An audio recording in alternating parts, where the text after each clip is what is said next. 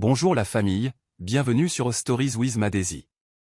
S'il vous plaît, abonnez-vous et laissez-nous un like, cela représente énormément pour nous. Partagez également cette vidéo avec vos amis et vos proches, et activez les notifications de publication pour ne manquer aucune de nos futures vidéos. Merci de le faire. Installez-vous confortablement et détendez-vous pendant que nous plongeons dans l'histoire. La lumière dorée du matin se glissait à travers les rideaux entr'ouverts tandis que Juliette se déplaçait silencieusement dans le grand domaine, ses pas presque inaudibles sur le sol de marbre poli. Elle travaillait dans la maison de Chris Adebayo depuis plus de 3 ans et, bien que la demeure fût vaste et remplie d'œuvres d'art, de meubles importés et du doux murmure de la richesse, c'étaient les mains stables et le travail invisible de Juliette qui la rendaient chaleureuse. À seulement 30 ans, elle avait connu sa part de douleur, abandonnée enfant, élevée par sa grand-mère et laissée à elle-même pour survivre.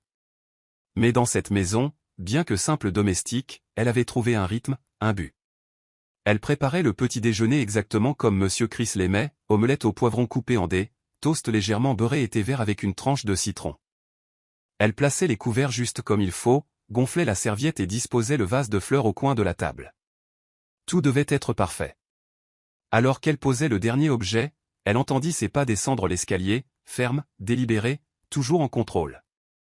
Chris Adebayo, le PDG de 38 ans d'Adebayo Holdings, était en tout point l'homme que les journaux dépeignaient, intelligent, séduisant et farouchement privé. « Bonjour Juliette », la salua-t-il, la voix toujours aussi calme. Elle hocha la tête avec un sourire respectueux. « Bonjour, monsieur.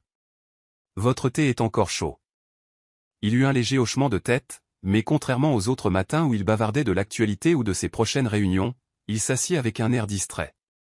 Il toucha à peine à ses toasts. Juliette remarqua que sa main gauche tapotait le bord de la table en rythme, un signe subtil mais inhabituel d'agitation. Bien qu'elle ne dît rien, ses yeux s'attardèrent sur lui plus longtemps que d'habitude.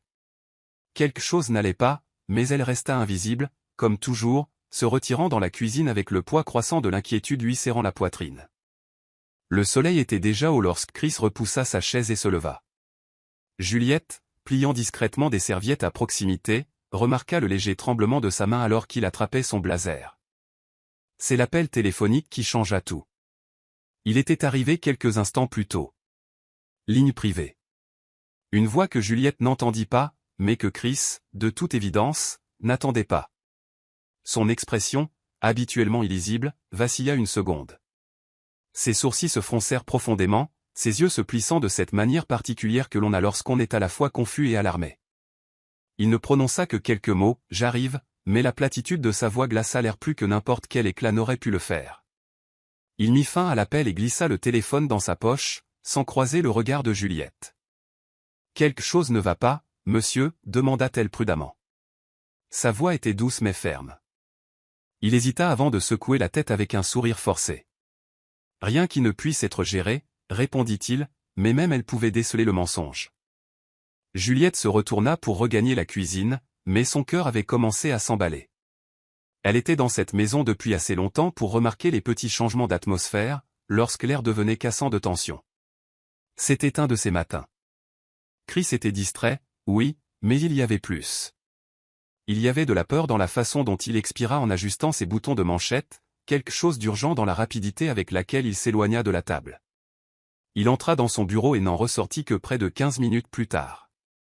Quand il le fit, il portait des lunettes de soleil étranges pour quelqu'un qui préférait passer inaperçu et marchait avec détermination, mais sans calme.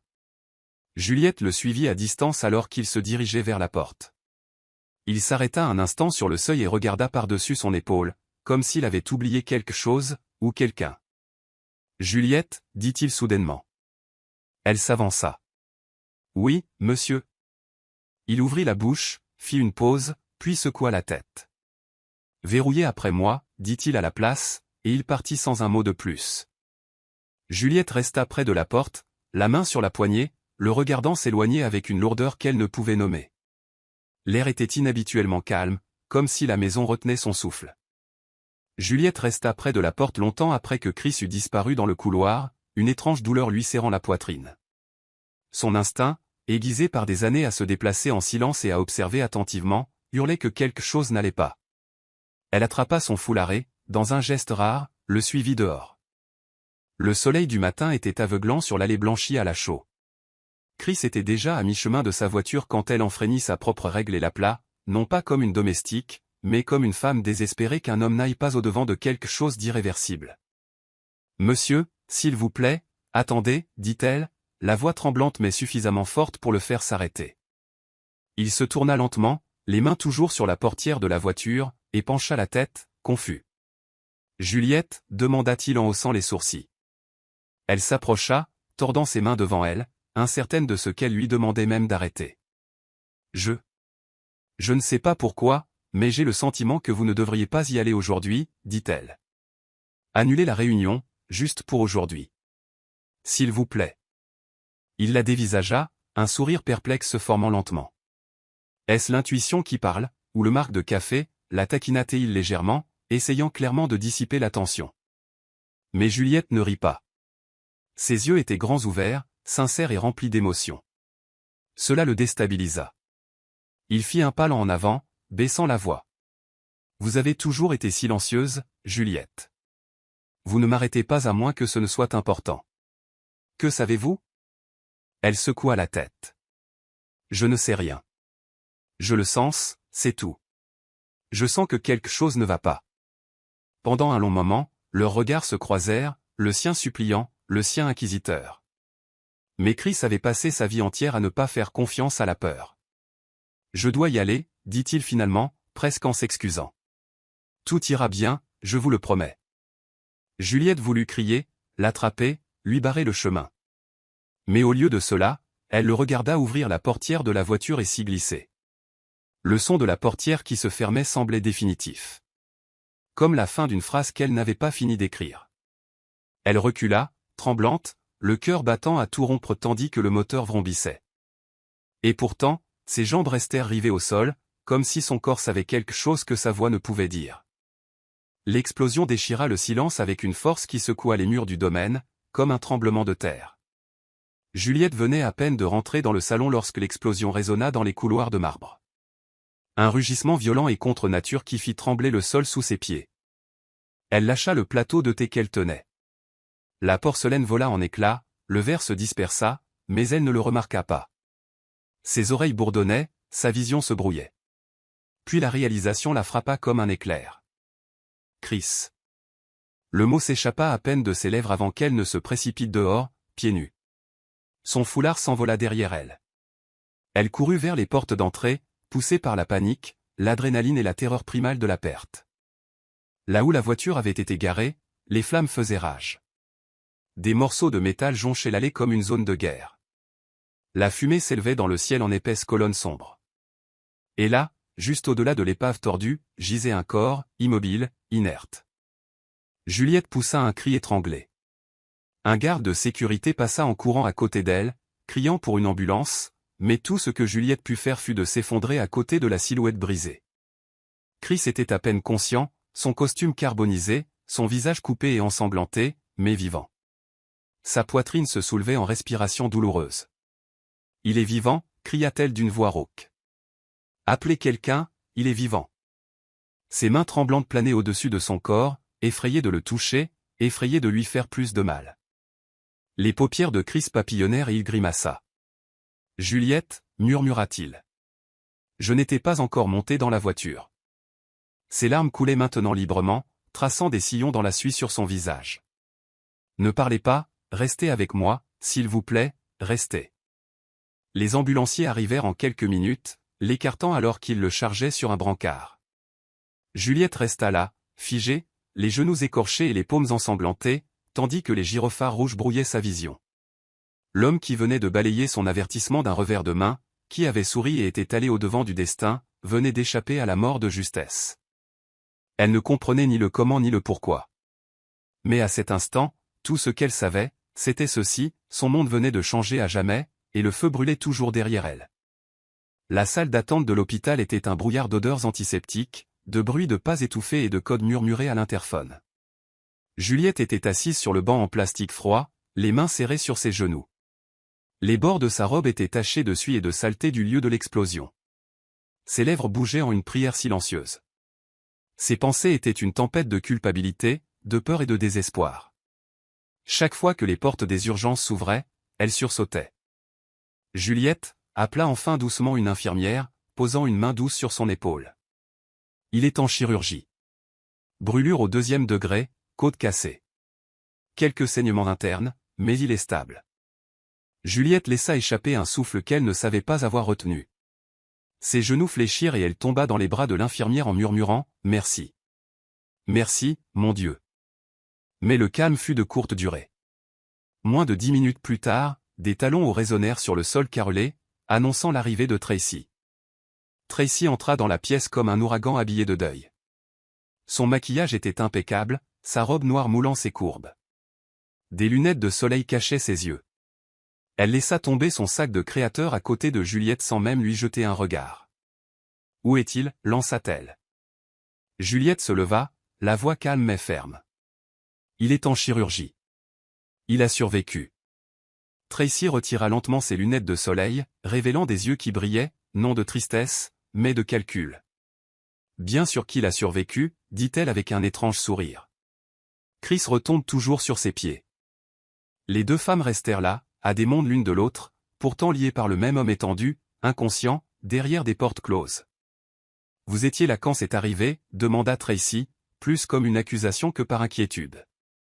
Juliette hocha la tête. « Je l'avais prévenu de ne pas y aller. Je sentais que quelque chose n'allait pas. » Les lèvres de Tracy se retroussèrent en quelque chose qui ressemblait à de l'amusement. Des sentiments. « C'est mignon » marmonna-t-elle avant de s'asseoir et de sortir son téléphone. Juliette la fixa un long moment. La femme qui aurait dû être effondrée semblait plus agacée qu'ébranlée. Et dans ce froid couloir d'hôpital, une graine de suspicion germa dans le cœur de Juliette, silencieuse, aiguë et inébranlable. Le lendemain matin, le pays entier savait ce qui s'était passé. Le PDG milliardaire échappe des EPU à un attentat à la voiture piégée, s'affichait sur les bandeaux d'information, les hashtags tendances et les tabloïds. Les journalistes envahissaient les portes de l'hôpital comme des abeilles attirées par le sang. Les paparazzis campaient dehors, affamés d'une citation ou d'une photographie. Juliette observait depuis une fenêtre isolée près du poste des infirmières. Son tablier toujours taché. Ses yeux creusés par le manque de sommeil. La frénésie médiatique rendait tout cela surréaliste. Un article la désignait comme « une employée de maison non identifiée qui aurait été témoin de l'incident ». Elle se détourna. Mais le vrai cirque commença lorsque Tracy sortit pour sa première déclaration publique. Dans un blazer noir élégant et des perles, elle se tenait devant les caméras crépitantes avec l'assurance d'une actrice chevronnée. « Ça a été l'expérience la plus traumatisante de ma vie », commença-t-elle, la voix tremblant légèrement. « Chris est un battant.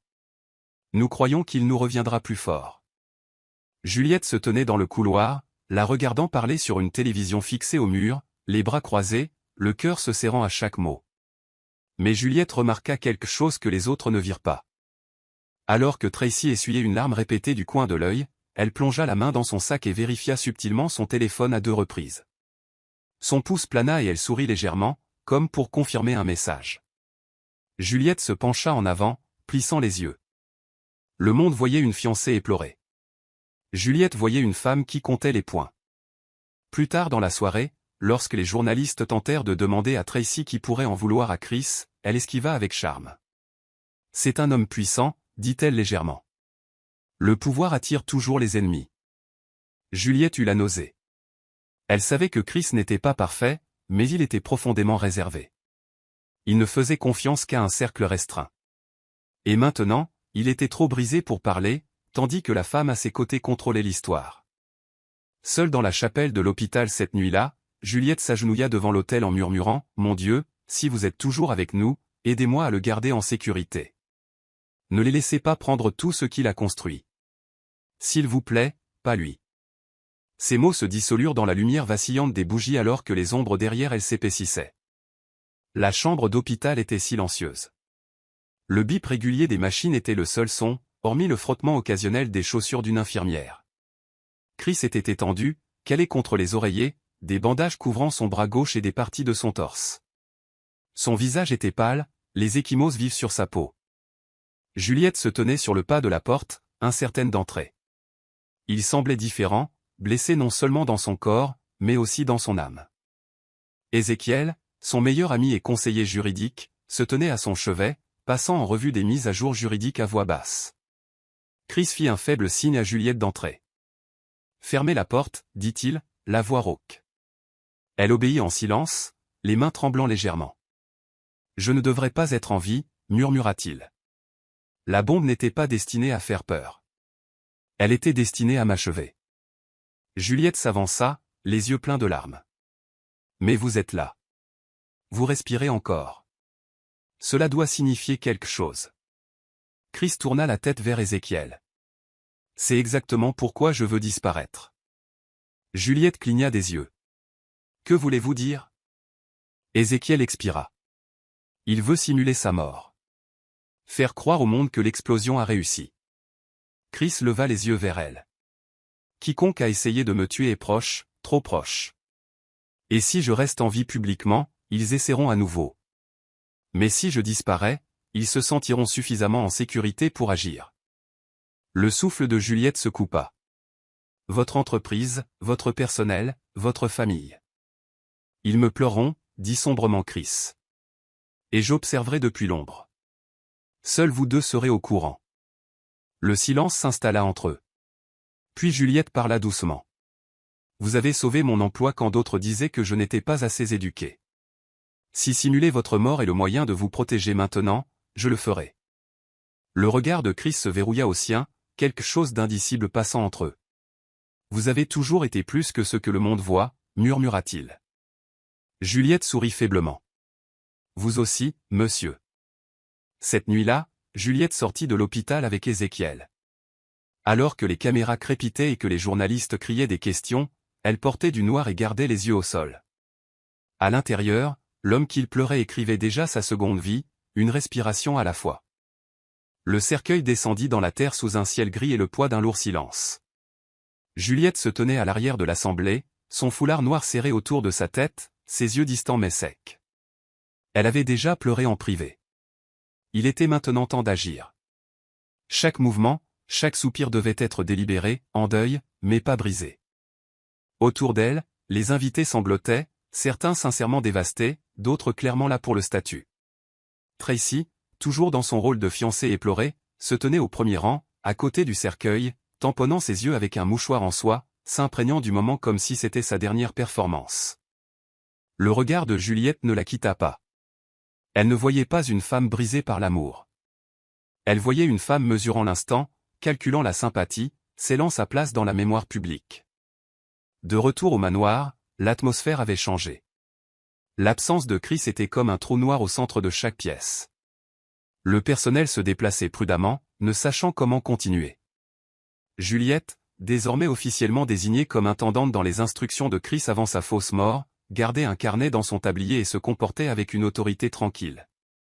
Elle prit en charge les plannings du jardin, l'inventaire de la cuisine et garda la chambre principale verrouillée, sous prétexte de respect pour la mémoire de feu Monsieur Chris.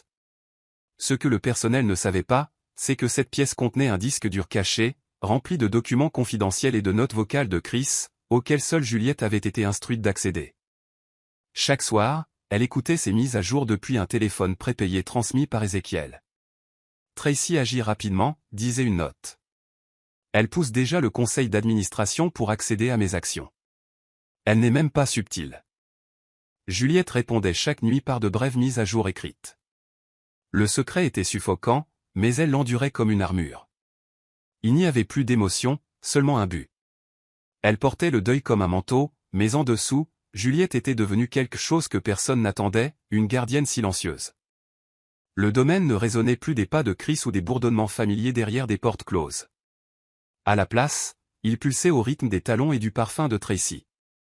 Moins d'une semaine après l'enterrement, Tracy commença à modifier la maison. Juliette observait, impassible, les tableaux être décrochés, les nouveaux meubles arriver, et la palette de couleurs passer de neutre froid à une dominance accentuée d'or. Cet endroit a besoin d'une touche féminine, déclara Tracy un matin, jetant un plaid d'émeraude sur le canapé avec un flair dramatique. Chris aurait voulu cela. Juliette restait silencieuse, hochant la tête quand on lui parlait, disparaissant dans ses tâches avec la précision d'une ombre. Les autres membres du personnel suivaient son exemple, incertains de leur loyauté, mais sentant que Juliette en savait plus qu'elle ne le laissait paraître. Un soir, alors que Tracy se versait un verre de vin rouge dans un verre en cristal, elle jeta un coup d'œil à Juliette qui pliait des serviettes sur le buffet. « Vous avez été inhabituellement silencieuse, dit-elle, la voix désinvolte, mais tranchante. J'aurais pensé que cette perte briserait quelqu'un comme vous. » Juliette leva brièvement les yeux, le visage serein. « Le chagrin se manifeste différemment chez chacun, madame. » Tracy sourit, mais ses yeux se plissèrent.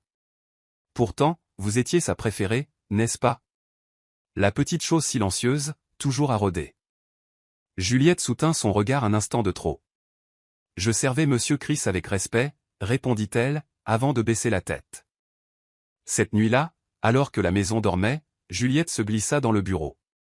Le coffre-fort n'avait pas encore été touché, mais elle sentait Tracy s'en approcher.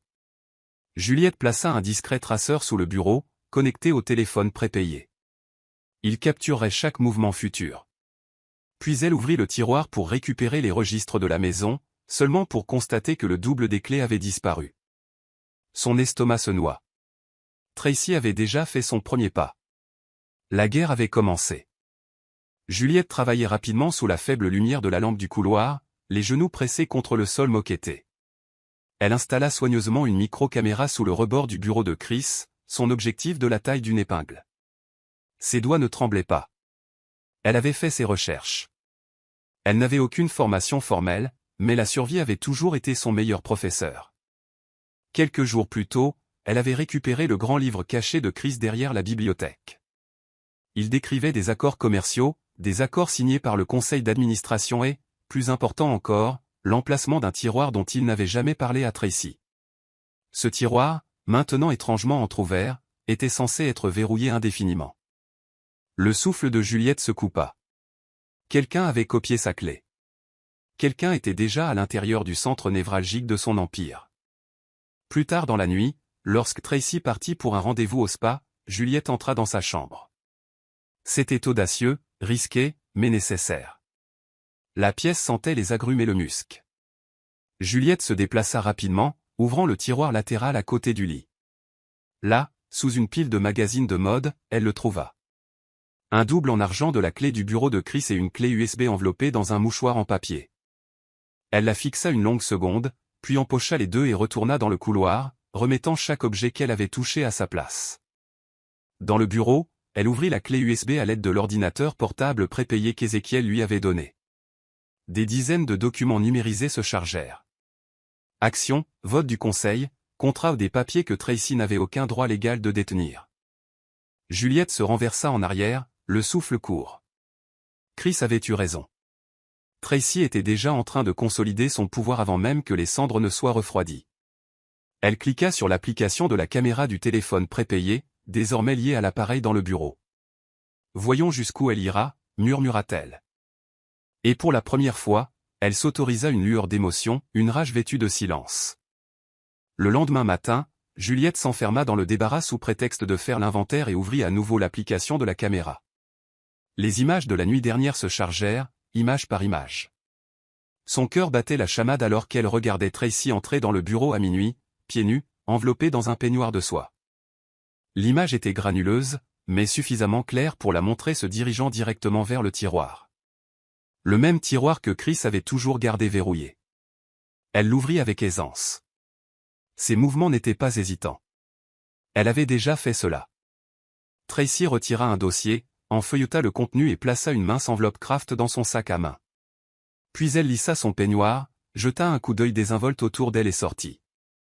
Juliette prit une profonde inspiration, mit la vidéo en pause et enregistra la séquence sur un second disque. C'était la première vraie preuve, et ce n'était pas seulement suspect, c'était calculé. Sans délai, Juliette plaça la clé USB dans une enveloppe et la remit à Ézéchiel lorsqu'il passa plus tard pour prendre des nouvelles du personnel. Dans l'intimité de sa voiture, Ézéchiel regarda les images et laissa échapper un souffle court. « Elle creuse profondément », marmonna-t-il en agrippant le volant. « Nous enverrons cela à Chris. » Ce soir-là, Chris reçut les images sur un appareil sécurisé.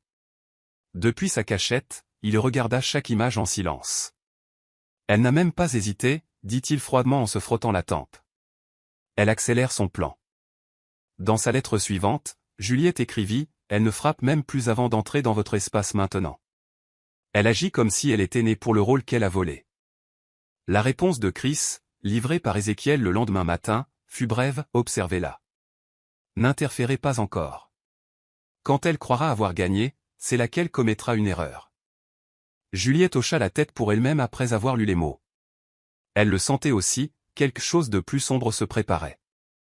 Mais cette fois, elle n'avait pas peur. Elle était prête. Les jours devinrent une leçon de maître en dualité. Le jour, Juliette restait la modeste intendante, à la voix douce, bien élevée et invisible pour la plupart. Elle gérait les plannings, s'assurait que les autres membres du personnel ne laissaient rien en suspens et répondait aux caprices de Tracy avec une grâce étudiée. Juliette, déplacez ma réunion avec le fleuriste. Et s'il vous plaît, faites nettoyer ma robe bleue à la vapeur. Pas le bleu roi, le saphir, aboya Tracy un matin. Oui, madame, répondit Juliette, s'inclinant légèrement avant de se tourner pour accomplir la tâche. Mais derrière ce masque tranquille, Juliette menait une seconde vie.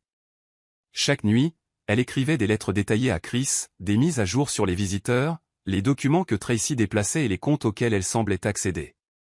Juliette transmettait discrètement ses notes à Ézéchiel lors de ses livraisons de routine, glissées dans des paniers de nourriture ou placées sous des bûches de jardin. C'était un système que seul connaissait. Mais cette double vie avait un coût. Juliette n'avait pas de temps pour se reposer, personne à qui se confier. La nuit, lorsque le reste du manoir dormait, elle s'asseyait sur le balcon, les genoux repliés contre sa poitrine, rejouant les événements de la journée dans son esprit, analysant chaque détail pour y trouver un sens caché. Tracy, bien qu'intelligente, était devenue de plus en plus arrogante. Elle se pavanait dans la maison comme une reine sans couronne, renvoyant souvent le personnel d'un geste de la main. Honnêtement, Juliette, il est temps de mettre à jour le personnel de cuisine. La moitié d'entre eux ne savent même pas prononcer crème brûlée, dit-elle un après-midi. Juliette répondit par un hochement de tête, cachant son dégoût. Mais Tracy avait aussi commencé à se méfier. Une nuit, Juliette la trouva debout devant les quartiers du personnel, observant en silence. « Je vérifie juste la sécurité », dit-elle avec un mince sourire. Juliette s'inclina, masquant les battements de son cœur. « Faites-moi savoir si vous souhaitez que j'appelle le garde. » Tracy hocha la tête, s'éloignant sans un mot. Cette nuit-là, Juliette vérifia 2 fois chaque coin de sa chambre à la recherche de micros. Elle était surveillée, et la frontière entre le chasseur et la proie devenait dangereusement mince. C'est un jeudi soir que les soupçons de Juliette atteignirent un pic terrifiant. Elle venait de sortir pour récupérer les livraisons à la porte quand elle remarqua des phares éteints à l'extérieur du domaine. Pas un véhicule de livraison.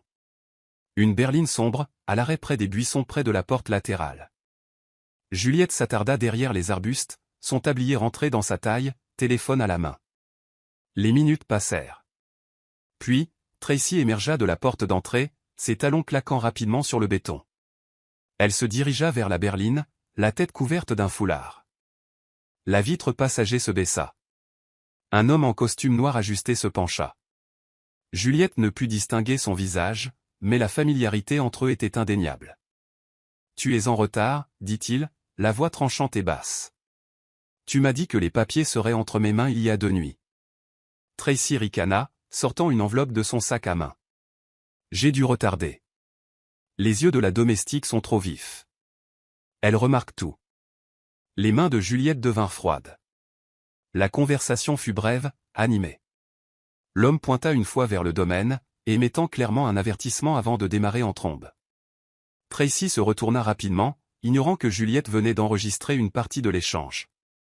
Secouée mais composée, Juliette rentra par l'entrée de la cuisine. Cette nuit-là, elle verrouilla sa porte, joua l'enregistrement 2 fois et écrivit à Chris.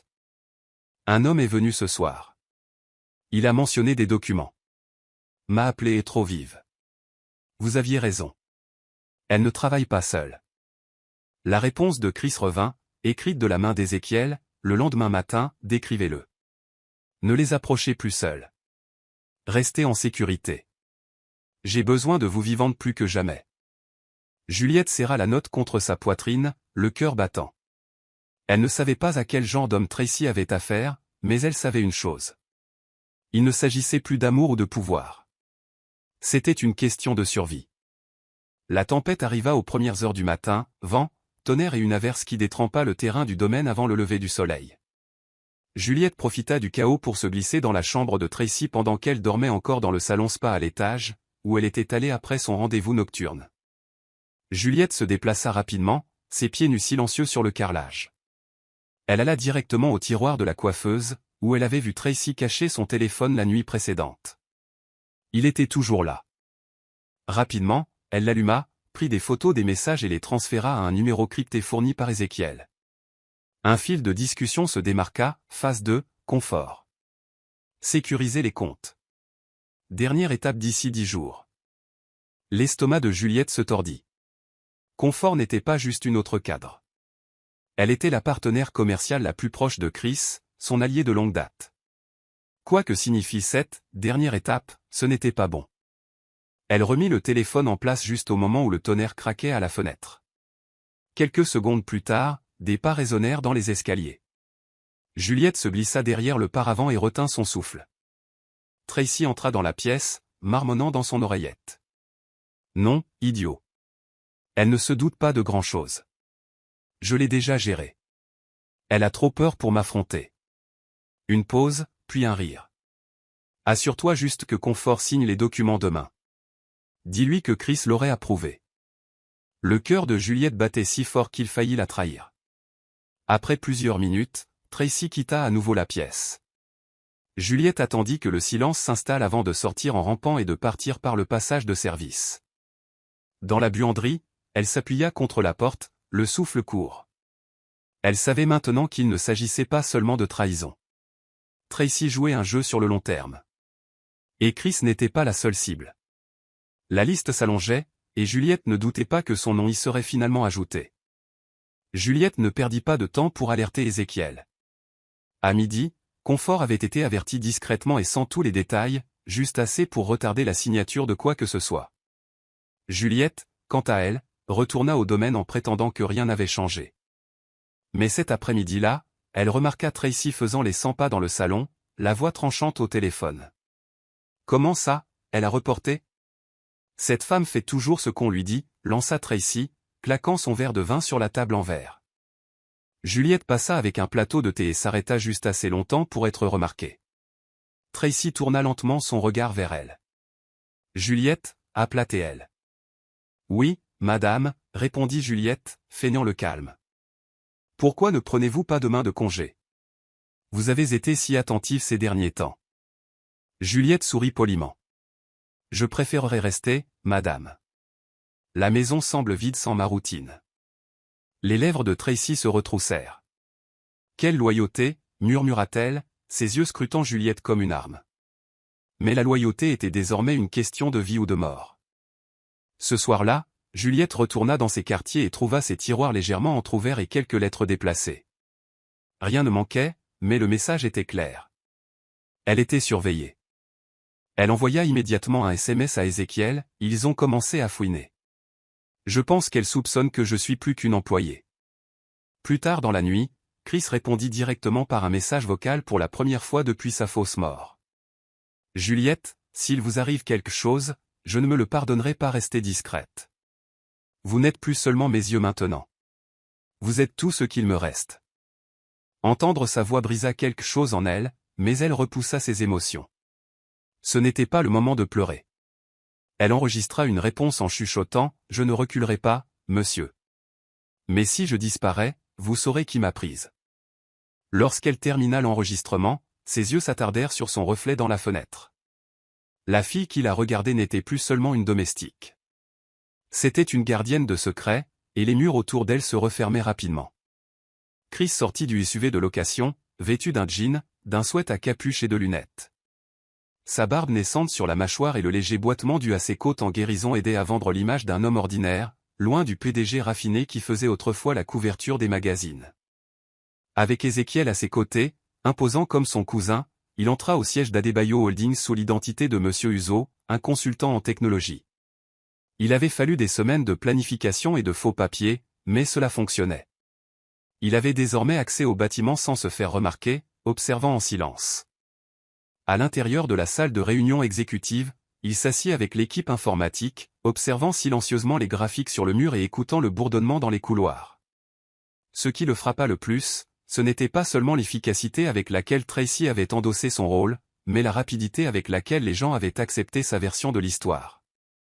Elle porte bien le deuil, avait commenté une directrice des ressources humaines d'un ton compatissant. Mais elle est vive. Elle restructure déjà les comptes. Chris serra le poing sous la table. Ce n'était pas du chagrin, c'était de la conquête. Dans le couloir, plus tard dans la journée, il croisa Tracy sans qu'elle le remarque, ses talons claquants, sa voix autoritaire alors qu'elle donnait des ordres à une équipe de jeunes employés. Dites au service juridique que nous gelons le projet Confort Logan jusqu'à nouvel ordre, aboya TL. Chris se glissa dans une alcôve, retenant à peine sa respiration. Il sortit son téléphone prépayé et envoya un SMS à Juliette, elle se repositionne. Elle gèle Confort. Quelques minutes plus tard, sa réponse vibra, elle cache quelque chose dans votre bureau. J'ai gardé le tiroir sous surveillance. Cette nuit-là, depuis son petit appartement à la périphérie de la ville, Chris visionna à nouveau chaque fichier que Juliette avait transféré, les enregistrements, les photos, les heures de visite consignées. Elle n'en a pas seulement après mon nom, se murmura-t-il. Elle construit un trône sur mes os. Il envoya un dernier message à Juliette avant de se coucher, vous avez fait plus que ce que j'aurais jamais attendu. Vous n'êtes plus ma domestique. Vous êtes ma dernière alliée. Et quelque part dans la maison où Tracy dormait profondément, Juliette était assise dans le noir, lisant ce message, les doigts pressés sur ses lèvres, non pas de peur, mais avec une détermination tranquille. La tension dans le manoir s'était épaissie comme de la fumée. Juliette le sentait dans la façon dont les portes claquaient un peu plus fort, dans la façon dont les regards de Tracy s'attardaient trop longtemps sur elle. Le personnel avait aussi commencé à chuchoter. Les appels nocturnes de Tracy, sa paranoïa croissante, sa tendance à annuler des rendez-vous sans avertissement. Ce matin-là, alors que Juliette balayait le grand escalier, Tracy apparut en haut des marches, les bras croisés, les yeux vifs comme du verre brisé. « Pourquoi êtes-vous toujours là » demanda-t-elle.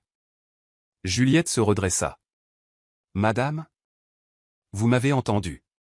Pourquoi n'avez-vous pas demandé à partir ?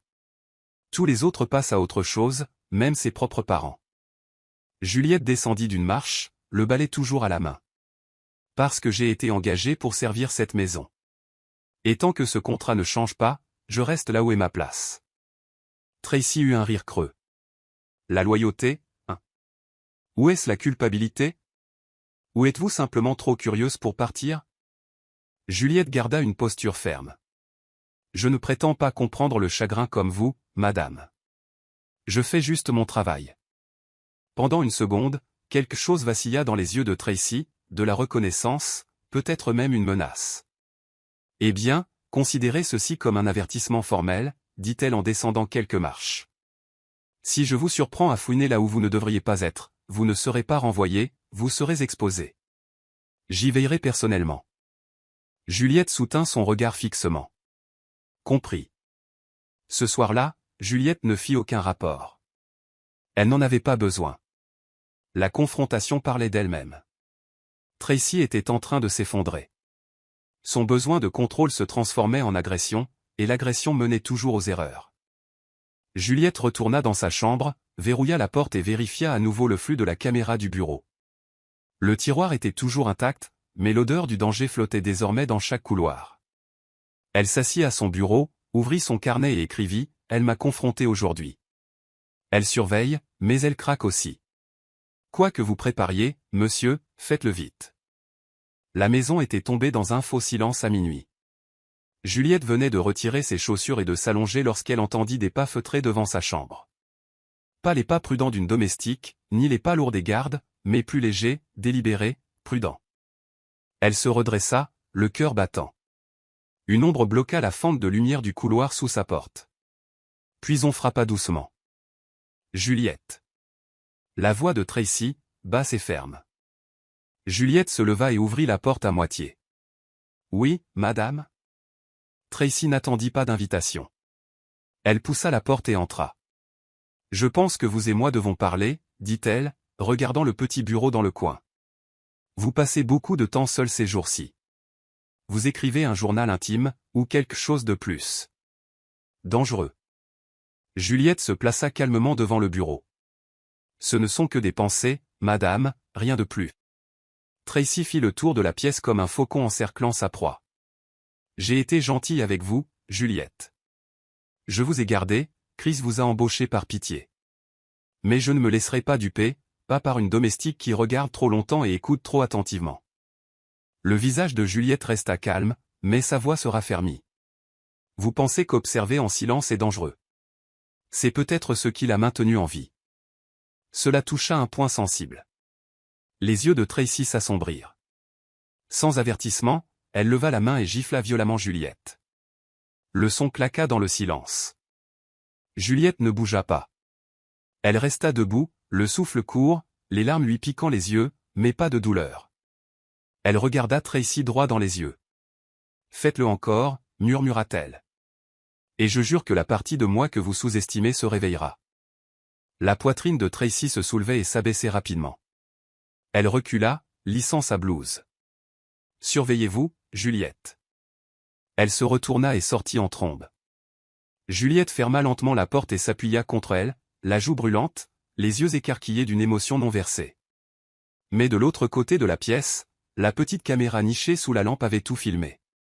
Et Juliette, elle avait maintenant la preuve que le silence n'était pas sa faiblesse. C'était son arme. La nuit après la gifle fut plus froide que toutes celles dont Juliette pouvait se souvenir. Elle était assise à son bureau, les doigts tremblants, le stylo planant au-dessus du papier.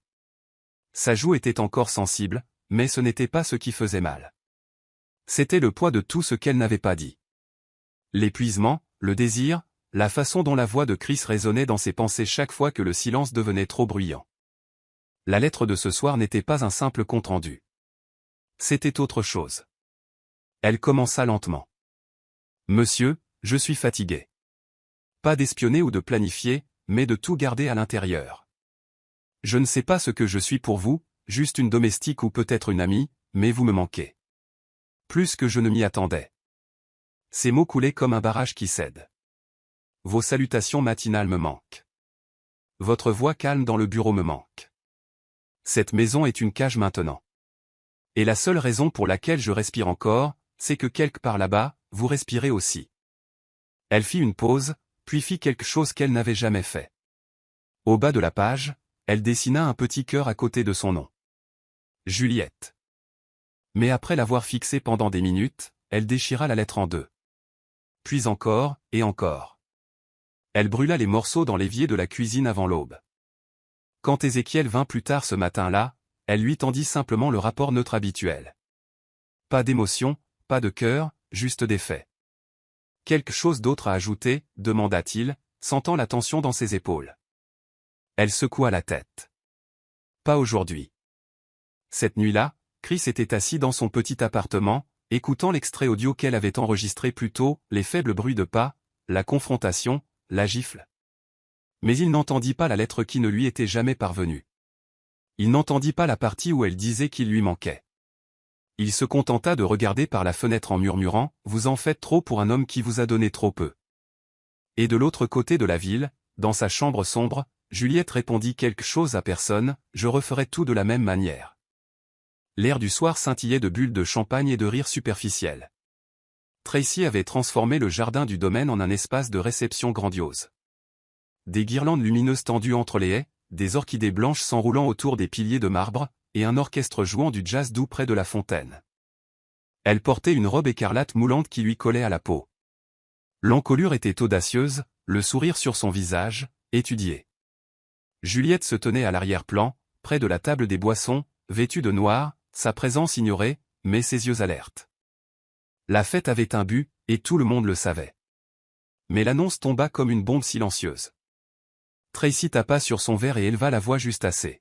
« J'aimerais vous remercier tous d'être ici, et vous faire savoir que Chris Adebayo et moi étions fiancés avant sa mort tragique. Et bien qu'il soit parti, il a tout laissé en place pour que je continue son héritage. » La foule eut un léger hoquet de surprise, certains hochant la tête avec sympathie, d'autres murmurant, confus. Puis elle leva un mince dossier. « Ceci, déclara-t-elle, est l'acte de propriété mis à jour des actions d'Adebayo Holdings. Transféré à moi, comme convenu, avant son décès. » Le souffle de Juliette se coupa. Personne n'avait vu ce document, certainement pas Ézéchiel, qui s'occupait du véritable testament. Juliette s'éclipsa doucement de la foule et lui envoya immédiatement un SMS. Elle présente de faux papiers. Elle vient de s'annoncer comme l'héritière légale de Chris. En quelques secondes, Ézéchiel répondit, elle bluffe. Nous avons toujours le vrai projet. Regardez qui réagit. Juliette retourna à son poste, l'esprit en ébullition. Les caméras filmèrent tout. La performance de Tracy, le document, les regards échangés. Les doigts de Juliette la démangeaient de la confronter, mais elle savait qu'il valait mieux s'abstenir. Il y aurait un temps pour cela. Et quand il viendrait, ce ne serait pas sous la forme d'un titre scandaleux. Ce serait la justice qui entrerait sans y être invitée et ferait taire chaque mensonge. Le lendemain matin, l'air autour du domaine s'alourdit. La nouvelle de la déclaration de Tracy s'était répandue, et Juliette pouvait voir le changement dans la façon dont le personnel chuchotait derrière des portes closes. À midi, Ézéchiel arriva, vêtu d'un costume gris anthracite, une mallette à la main.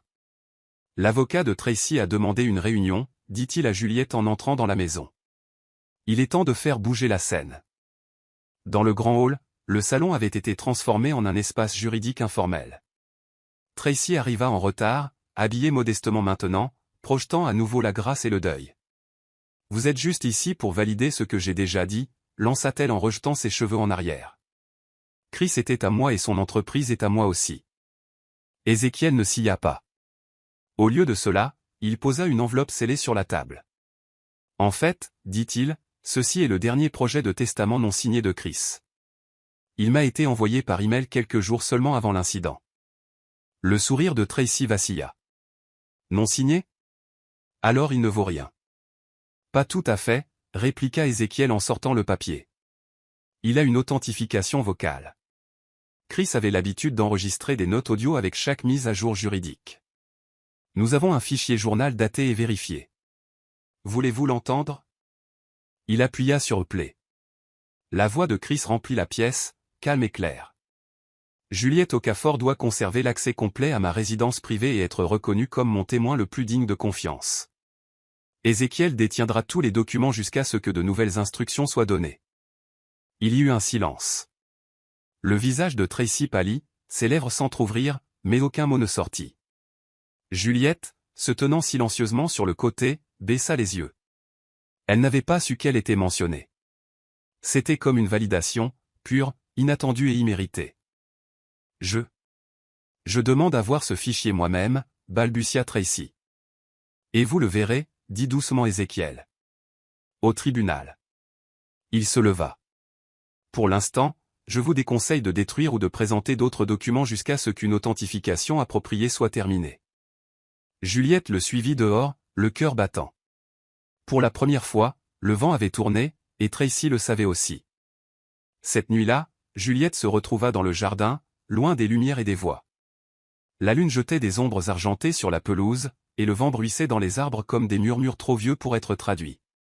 Elle avait retenu son souffle si longtemps, porté son silence comme une armure, gardé la tête baissée même lorsque son cœur hurlait. Mais ce soir, quelque chose en elle se brisa. Elle s'agenouilla près du banc sous le goyavier, celui où Chris avait l'habitude de s'asseoir pour passer des appels, et s'autorisa enfin à pleurer. Les sanglots venaient par vagues, profondes et gutturales. Pour la peur qu'elle avait enterrée. Pour la pression de porter un secret trop lourd pour un seul cœur. Pour le manque d'un homme qui n'était pas mort, mais qui était toujours si loin. « Je suis fatiguée », murmura-t-elle dans le vent. « Je suis tellement, tellement fatiguée. » Ses mains tremblaient alors qu'elle serrait le foulard autour de son cou, ses larmes tombant sur l'ourlet de sa blouse. Elle n'entendit pas les pas s'approcher jusqu'à ce que la voix d'Ézéchiel perce le silence. « Juliette. » Elle se tourna, embarrassée, essayant d'essuyer son visage. « Je n'attendais personne. » Il s'approcha mais ne s'imposa pas, « Vous avez porté plus que n'importe qui ne le devrait, » dit-il doucement. « Mais la fin est proche. Vous lui avez fait gagner du temps, protéger son nom, et bientôt vous verrez la vérité triompher. » Elle hocha lentement la tête, puis leva les yeux au ciel. « Pensez-vous qu'il me pardonnera d'avoir tout gardé à l'intérieur ?» Ézéchiel fit une pause. « Ce n'est pas le pardon qu'il ressentira quand il vous verra. Ce sera de la gratitude. » Juliette sourit faiblement à travers ses larmes. Cette nuit-là, elle ne retourna pas dans sa chambre. Elle resta sous les étoiles, murmurant des prières et des fragments de lettres jamais envoyées. Et le vent les emporta, peut-être jusqu'à Chris, peut-être jusqu'à personne. Mais elle avait besoin de ce soulagement. Parce que même les guerriers silencieux ont besoin d'un endroit pour pleurer. Le matin après la dépression de Juliette commença par un coup frappé à l'entrée arrière du domaine. Il était tôt, trop tôt pour les livraisons du personnel. Elle ouvrit la porte prudemment, le cœur battant, et se figea. Chris se tenait là, déguisé d'un sweat à capuche et de lunettes de soleil. Sa posture légèrement voûtée par sa convalescence, mais bien vivant. Son souffle se coupa dans sa gorge. Monsieur, fut tout ce qu'elle put articuler. Il entra sans un mot, retira les lunettes et la regarda fixement. Ses yeux étaient remplis d'une émotion indicible. Je ne pouvais plus rester éloigné, dit-il calmement. Je devais vous voir. Pas Ézéchiel, pas les caméras. Vous. Juliette recula, incertaine si elle rêvait. Vous ne devriez pas être ici. Tracy, elle est toujours dans la maison. Je sais, dit-il. Mais j'avais besoin de vous regarder dans les yeux et de vous dire ce que je n'ai jamais dit. Vous m'avez sauvé la vie. Chaque jour depuis l'explosion, c'est vous qui avez tout maintenu ensemble. Pas les avocats, pas les gardes. Vous. Juliette déglutit difficilement, les yeux lui piquant. Je ne l'ai pas fait pour la reconnaissance, monsieur. Je l'ai fait parce que vous comptiez pour moi plus que je ne le laissais paraître. Les mots lui échappèrent avant qu'elle ne puisse les retenir. Chris s'approcha, effleurant doucement sa joue là où Tracy l'avait frappé. J'ai vu la vidéo, murmura-t-il. Elle vous a fait du mal, et vous êtes quand même resté. Les larmes de Juliette débordèrent. Je ne savais pas comment protéger autrement ce qui restait de vous. Puis soudain, ses lèvres se pressèrent doucement sur son front. Un baiser qui n'était pas romantique, mais respectueux. Un geste de remerciement silencieux. Juliette ferma les yeux, tremblante. Quand il se retira, sa voix se brisa. Après que tout cela sera terminé, je ne sais pas ce qui nous attend. Mais je vous promets ceci, je n'oublierai jamais ce que vous avez abandonné pour moi. Juliette hocha la tête, incapable de parler. Ils ne s'étreignirent pas. Ils n'avouaient rien de plus. Mais le silence entre eux avait changé. Il n'était plus vide. Il était sacré. La salle de conférence d'Adebayo Holdings vibrait de tension alors que les cadres supérieurs, les investisseurs et Tracy elle-même entraient. Elle portait un tailleur pantalon bleu marine ajusté et un air de confiance inébranlable, ses talons claquant avec une puissance calculée alors qu'elle prenait place en bout de table. Commençons, dit-elle froidement en ajustant ses papiers. Aujourd'hui, nous discutons de la finalisation du projet Confort. J'ai apporté les documents nécessaires à votre approbation. Des murmures parcoururent la salle. Mais avant que quiconque puisse répondre, les doubles portes s'ouvrirent. Chris entra. Pas de déguisement, pas de boiterie. Juste de la prestance, de l'autorité. Une preuve vivante. La salle tomba dans un silence stupéfait. Plusieurs eurent un hoquet audible. Un cadre laissa tomber son stylo. Le sourire de Tracy mourut sur ses lèvres. Son corps se raidissant comme si le fantôme de ses péchés s'était matérialisé. Impossible, murmura-t-elle en se levant lentement. Tu es mort. Chris s'avança vers l'avant de la salle, ses yeux ne la quittant jamais. Désolé de te décevoir, Tracy. Sa voix était calme, mais la tempête sous-jacente ondulait dans chaque syllabe. Je ne suis mort que dans tes plans. Dans cette réunion, cette entreprise. Elle m'appartient toujours. Le souffle de Tracy se coinça. Tu as simulé. Tout ça? Non. Quelqu'un a essayé de me tuer. J'ai juste utilisé leur erreur pour les exposer. Il se tourna vers les autres. J'ai des preuves. Des vidéos, des signatures, des témoins. Il désigna la porte où Juliette entrait silencieusement, tenant une tablette. Tout ce que vous devez savoir est ici. Les membres du conseil regardèrent, choqués, Juliette connectait l'appareil et commençait à jouer des extraits, Tracy copiant les clés, rencontrant l'homme mystérieux, discutant de la phase 2. Tracy pâlit. Tu ne peux pas prouver l'intention. Vous avez falsifié des documents légaux, l'interrompit Ézéchiel depuis le côté. C'est un crime, que l'intention réussisse ou non. Chris lui fit face une dernière fois. Tu as porté du rouge pour m'enterrer. Je porte le silence pour enterrer tes mensonges. Et sur ce, le conseil se retourna contre elle, non pas avec des cris, mais avec des questions auxquelles elle ne pouvait répondre. Son règne était terminé. Non pas dans le feu, mais dans la vérité. Au moment où Juliette remit le dernier dossier, Tracy bondit de son siège, ses talons claquant frénétiquement sur le sol en marbre. « Vous ne vous en tirerez pas comme ça », cria-t-elle, sa voix s'élevant au-dessus des murmures. « Vous avez planifié ça. Vous pensez que je suis la seule à le vouloir mort ?» La sécurité s'avança, mais elle se précipita vers la porte latérale, renversant une carafe en verre dans sa course. « Ne me touchez pas. Je vais tous vous exposer, hurla-t-elle. Dehors, le hall d'entrée du bâtiment était rempli de journalistes qui avaient eu vent de la révélation choquante. Les flashs explosèrent lorsque Tracy fit irruption à travers les portes tournantes, les cheveux en désordre, le maquillage coulant, le masque parfait de l'élégance brisé en secondes. Pas de commentaire, glapit-elle alors qu'il criait son nom. Juste à ce moment-là, 2 officiers en civil s'approchèrent et lui barrèrent le chemin. « Tracy Odell », dit calmement l'un d'eux. « Vous êtes en état d'arrestation pour fraude, faux et usage de faux, et tentative de vol d'entreprise. » Juliette regardait depuis une fenêtre au 2e étage, la poitrine soulevée de soulagement, les mains tremblant encore. Chris se tenait à côté d'elle, les bras croisés, son expression indéchiffrable. « Elle n'a même pas hésité, murmura-t-il. Elle aurait brûlé le monde entier si nous l'avions laissé faire. » Juliette hocha la tête, sa voix douce. Mais elle a oublié. Le feu consume tout le monde. Même celui qui tient l'allumette. En bas, Tracy était menottée et on lui lisait ses droits, son ultime défi se brisant en sanglots alors que les caméras tournaient. La même femme qui avait traversé cette entreprise comme si elle lui appartenait en était maintenant extraite comme une leçon d'arrogance. Chris se tourna vers Juliette, laissant enfin tomber ses épaules. « C'est fini », murmura-t-il. Juliette ne répondit pas.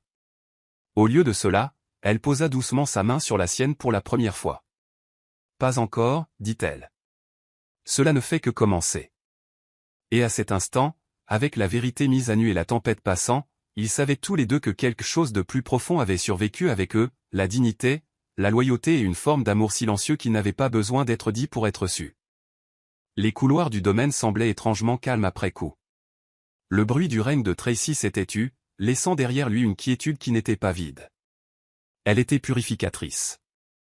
Juliette se déplaçait dans la maison avec grâce, rassemblant les restes d'une guerre menée en silence. Des boîtes d'effets personnels de Tracy emballées, ses photos encadrées retirées, et l'odeur de son parfum s'estompant enfin. Ce soir-là, Chris convoqua le personnel dans le salon. Il se tenait à côté d'Ézéchiel, maintenant sans bandage, dans une chemise noire et une autorité tranquille. « Vous avez tous servi cette maison avec dignité pendant une période difficile, » commença-t-il. « Mais il y a quelqu'un parmi vous qui n'a pas seulement servi. Elle a protégé, enduré et donné bien plus que son devoir ne l'exigeait. » Ses yeux trouvèrent Juliette à l'arrière, les mains toujours humblement jointes. Juliette Okafor n'est plus la domestique de cette maison. À partir d'aujourd'hui, elle est mon assistante personnelle et la nouvelle intendante du domaine. Le personnel murmura sous le choc, mais avec admiration. Juliette s'avança, le cœur battant, incertaine de savoir comment porter un tel titre alors qu'elle avait porté l'humilité comme une seconde peau pendant si longtemps. « Monsieur, commença-t-elle, mais Chris leva doucement la main. « Vous n'avez pas à me remercier. C'est moi qui devrais vous remercier. » Il y eut une pause, puis un petit applaudissement de l'un des gardes. Un autre suivit. Bientôt, la pièce résonna d'applaudissements, chaleureux, honnêtes et mérités. Ézéchiel se pencha vers elle et murmura avec un sourire taquin, « Je vous avais dit qu'il vous voyait. » Elle baissa le regard, un petit sourire étirant ses lèvres. Cette nuit-là, dans sa nouvelle chambre, juste un étage en dessous de celle de Chris, Juliette déballa non pas ses affaires, mais son silence, son journal, ses observations, ses peurs. Tous rangés comme des ombres fugaces. Elle se tint près de la fenêtre, regardant la ville. Plus une servante, pas tout à fait une amante, mais quelque chose de plus grand. Une femme qui avait survécu et tout changé sans jamais avoir eu besoin d'élever la voix. Une semaine après l'arrestation de Tracy, le monde de Juliette changea à nouveau, cette fois derrière les portes en verre poli d'Adebayo Holdings. Elle entra dans le bâtiment imposant vêtue d'une jupe bleu marine taillée et d'un chemisier blanc impeccable, les cheveux soigneusement tressés en couronne. La réceptionniste leva les yeux, confuse au début. « Mademoiselle, puis-je vous aider ?» Juliette sourit doucement. « Je suis Juliette Okafor. Je travaillerai à l'étage exécutif à partir d'aujourd'hui. Une pause, puis la reconnaissance. Le mot s'était répandu. Elle n'était plus seulement le personnel de maison. On chuchotait maintenant son nom comme celui de quelqu'un sorti d'une légende. À l'étage, Chris la présenta formellement lors d'une réunion de direction. Juliette assumera le rôle d'intendante exécutive et d'assistante spéciale du PDG, annonça-t-il. Toute communication destinée à mon bureau passe désormais par elle. Il y eut des regards choqués, mais aucune objection. Juliette se tenait droite à côté de lui, calme mais alerte. Pas de notes, pas de bégaiement, juste de la prestance. Plus tard dans la journée, Juliette entra dans son nouveau bureau, un espace modeste mais élégant à côté de celui de Chris. Il y avait une note chaleureuse sur son bureau de la part d'Ézéchiel, « Vous avez gagné cela avec un silence plus fort que le bruit. » Elle sourit et la glissa dans son tiroir. Juste au moment où elle organisait des dossiers, Chris entra, la cravate desserrée. « Vous vous installez ?» demanda-t-il. « J'essaie » répondit-elle. « Le bureau semble trop propre. J'ai l'habitude d'essuyer les miettes de la table à manger, pas de réviser des notes de service. » Il rit, d'un son doux et authentique qu'elle n'avait pas entendu depuis des semaines. « Vous vous y ferez. Comme vous vous êtes faite à tout le reste. » Elle fit une pause. « Et nous, que deviendrons-nous » Les mots lui échappèrent avant qu'elle ne puisse les rattraper.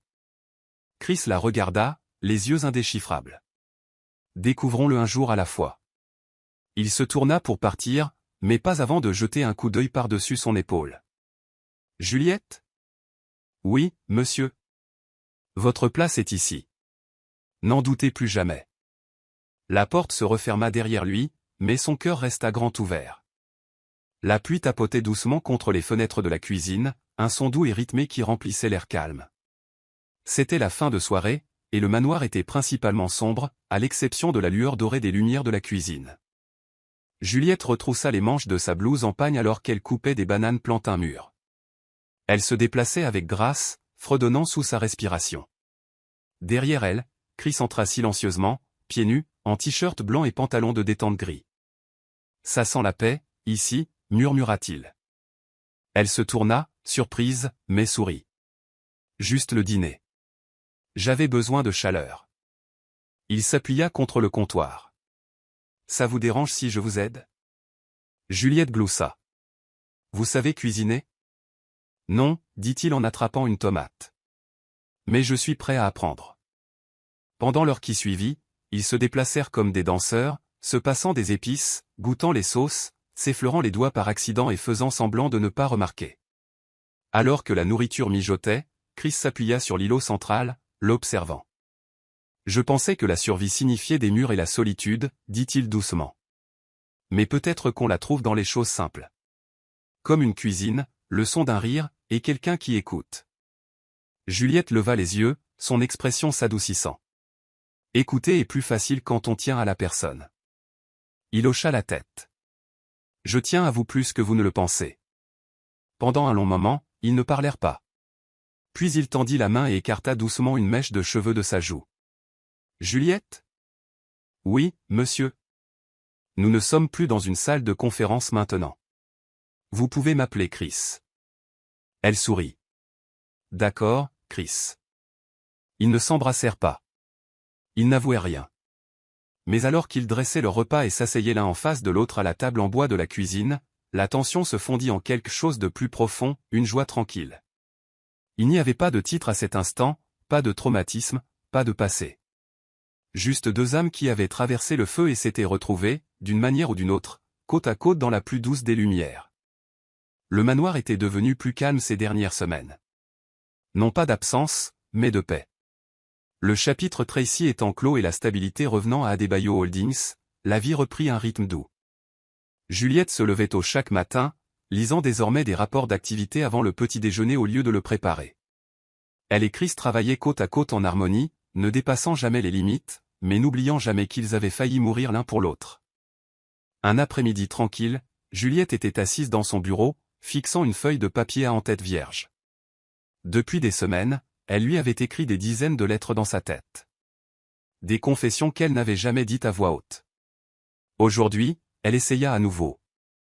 Sa main tremblait légèrement alors qu'elle commençait. Il y a des choses que je n'ai jamais dites quand j'en avais l'occasion. Non pas parce que j'avais peur de vous, mais parce que j'avais peur de la profondeur avec laquelle je me sentais vu.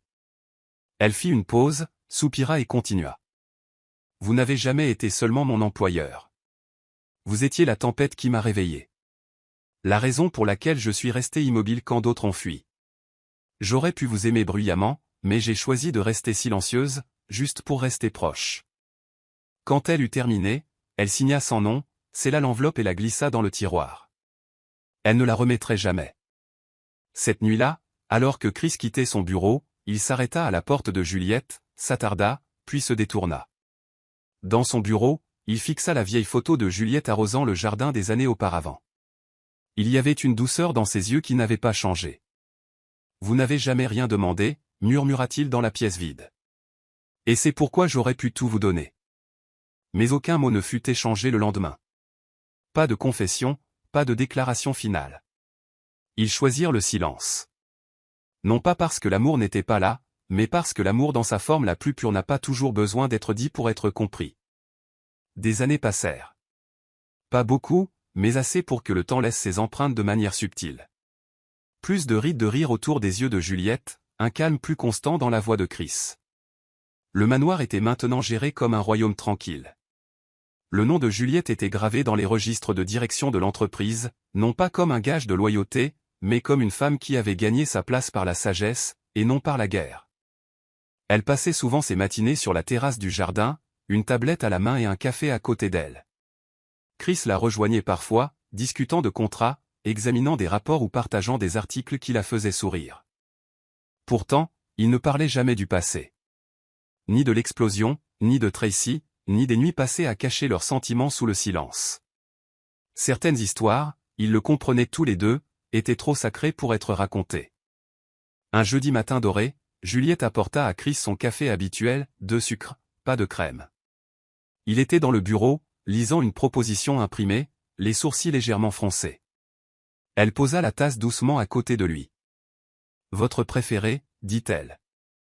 Il leva les yeux, fatigué mais reconnaissant. « Merci, Juliette. » Elle hocha la tête, offrant un petit sourire. « Toujours, monsieur. » Leurs regards s'attardèrent, chaleureux et familiers, portant le poids de tout ce qu'ils n'avaient jamais dit. Dans une autre vie, peut-être, ils auraient dansé pieds nus dans la cuisine ou gravé leurs initiales dans un arbre.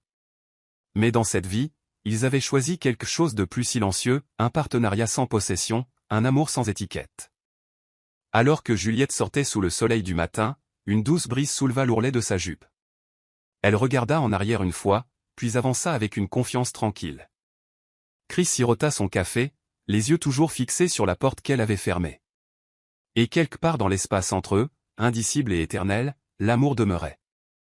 Voici le verset biblique, Proverbe 3, versets 3 et 4. Que la bonté et la fidélité ne t'abandonnent pas, lis-les à ton cou, écris-les sur la table de ton cœur. Tu acquerras ainsi de la grâce et une raison saine, aux yeux de Dieu et des hommes. Pourquoi ce verset correspond-il? La fidélité inébranlable et l'amour silencieux de Juliette n'ont jamais eu pour but la reconnaissance. Pourtant, à la fin, son intégrité et sa grâce l'ont élevée à l'honneur. Sa loyauté n'était pas bruyante, mais elle était durable. Ce verset reflète parfaitement son parcours. Morale de l'histoire. Le vrai pouvoir n'est pas toujours bruyant. Il porte souvent le visage du silence, du sacrifice et de l'amour constant. L'histoire de Juliette nous apprend que la force n'a pas besoin d'applaudissements, et que l'amour n'a pas toujours besoin de mots. C'est dans les actes constants de loyauté, la protection tranquille de la vérité et le refus de chercher vengeance, même lorsqu'on est lésé, que la vraie dignité se révèle. Ceux qui marchent humblement et servent sincèrement sont souvent ceux que Dieu élève lorsque personne ne regarde. C'est la fin de l'histoire. Qu'avez-vous appris de cette histoire? Laissez vos réflexions dans la section des commentaires. Laissez un like et n'oubliez pas de vous abonner et d'activer les notifications de publication pour être prévenu lorsque nous publierons nos prochaines vidéos. Partagez aussi cette vidéo avec quelqu'un qu'elle pourrait intéresser. Merci beaucoup d'avoir regardé.